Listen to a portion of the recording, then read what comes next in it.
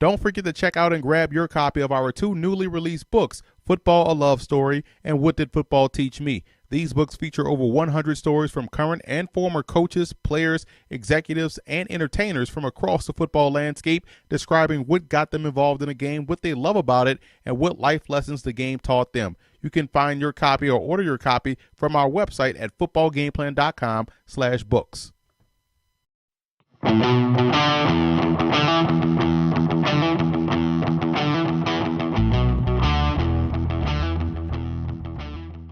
Let's start with some keys to victory in this ball game. Looking at the Red Blacks, they have to find that balance with their running game. They don't have to run the football a lot in this matchup, but you want to do something to calm that pressure down that's going to be coming downhill from the Edmonton Eskimos. Work that running game a little bit more, and you'll be able to get even more things done in the passing game because, again, they are a passing team, one of the best passing squads in the CFL. And defensively, their pressure has to come from within. They're facing a mobile quarterback in Mike Riley. If they can't allow him to get outside the back door and extend the plays with his legs, keep him boxed in tackle to tackle, get that pressure down at A and B gap, and they can have some success. And the Red Blacks have to excel in the red zone. That's what cost them 2 victories in the 2 previous meetings this season versus Edmonton. They couldn't get majors. They settled for field goals. That can't happen in the Grey Cup if they want to win. And for the Eskimos in this ball game, defensively, they have to protect the middle of the field. I think that's where they're softer in their pass coverage. I think they allow way too many yards over the middle of the field and down the hash marks. That can't happen this week versus Ottawa. Otherwise, they'll find themselves getting run out of the stadium. And it also ties into the second point, no yards after contact. These are some of the best receivers in the game that do a great job at making one miss and picking up yards in chunks. If that happens in this ball game, it could be a different outcome than what we've seen so far this season. And 4 quarters of football, this is a football team in Edmonton that has a great defense. They can also put points up on the board, but they have to maintain that level of intensity for 4 quarters because Ottawa, in my opinion, is a team that has a lot of fight and won't quit. They'll push you to the limit for 4 quarters. So if you're lax, if you get an early lead and get lax, Ottawa can definitely come back and beat you. So that's why I say it has to be 4 quarters of pressure if you're the Eskimos.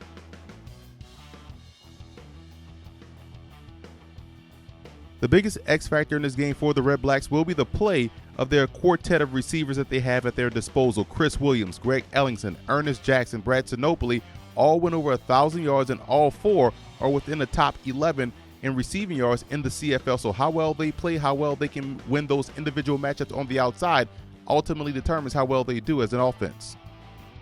And the biggest X factor for the Edmonton Eskimos will be the play of their defensive line. You look at guys like Odell Willis, who leads the team in sacks with 9, Marcus Howard with 6 sacks, and Willie Jefferson has 3 forced fumbles and also 6 sacks. And this is a defense that's first in points allowed with 18 points a game, second in run defense only to the Ottawa Red Blacks, and first in pass defense. So again, the defensive line helps out the rest of the defense as a whole because if they can get pressure on Henry Burris and frustrate him in the pocket, then they can more than hold their own on the back end.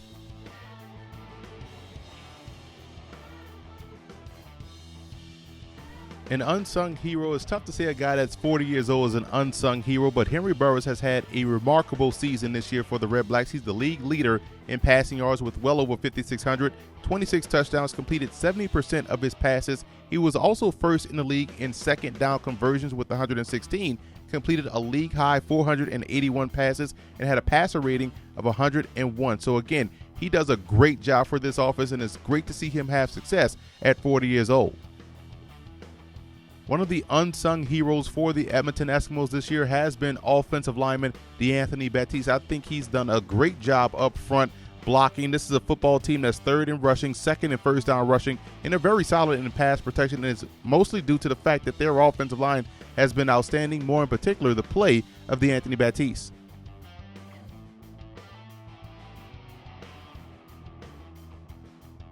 I selected Warren Moon as the throwback player of the week because this is a football team, Edmonton, that's playing in their first Grey Cup since 2005. And when you look at what Moon did during his time in Edmonton, he was a 2-time Grey Cup MVP, led the Eskimos to 5 straight Grey Cup titles. He's a CFL Hall of Famer, most outstanding player in 1983. And he's the first quarterback in pro football history to pass for over 5,000 yards and was ranked number 5 on the 50 greatest players in CFL history. He's the first CFL African-American quarterback and undrafted quarterback to be elected in a Pro Football Hall of Fame.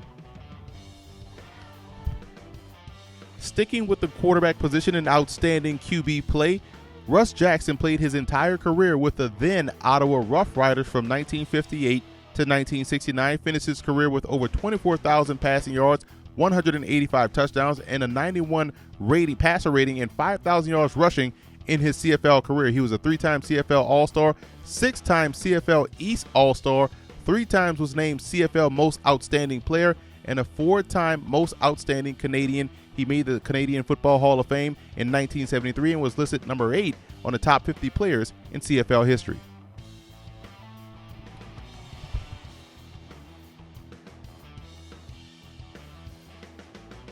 Obviously, the Ottawa Red Blacks are a new franchise only in their 2nd year of existence, which is even more impressive the fact that they are here in the Grey Cup. So you have to go back to 1976 with the Ottawa Rough Riders in the 64th Grey Cup when they battled the Saskatchewan Rough Riders, and they won that ball game 23-20 thanks to quarterback Tom Clements hitting Tony Gabriel in the corner of the end zone, giving the Rough Riders a 23-23 victory, and that game winner is simply known as the catch.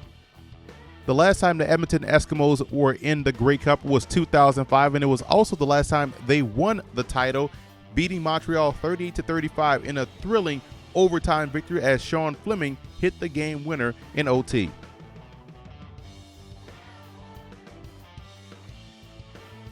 I like the Eskimos in this ball game. Classic example of a great offense in Ottawa going up against a great defense in Edmonton, but the biggest X factor I believe in this ball game will be the play and the running ability of Mike Riley. He's a guy that gives this offense an extra boost, and I think they'll do a great job in shrinking this ball game and forcing Ottawa to maximize their possessions late. And that's when you can count on that defense to get pressure and make a key stop in the passing game. So I think the Ottawa Red Blacks will fall, and their dream season will end in Winnipeg at the hands of the Edmonton Eskimos, who will go on to win the 103rd edition of the Grey Cup.